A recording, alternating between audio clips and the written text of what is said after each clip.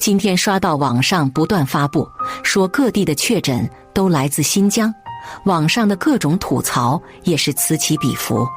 说什么新疆人别乱跑，害得他们有了疫情，这个锅新疆人背不了。作为一名新疆人，听了这些话真的很心痛。那么请问新疆的疫情是哪里来的？2个月前，全国各地游客蜂拥而来挤爆新疆旅游的人们，又有多少游客是从中高风险地区而至的？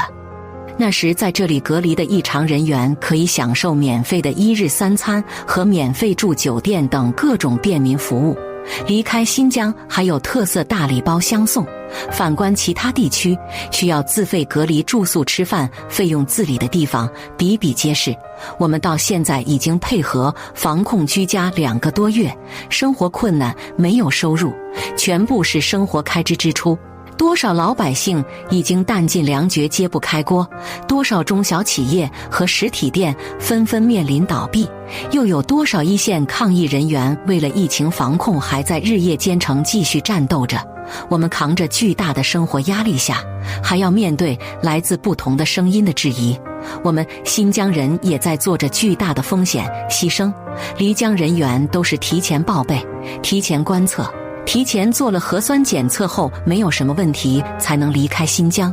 一座防疫之城一直做到全世界最极致的城市，为什么会变成今天这样子？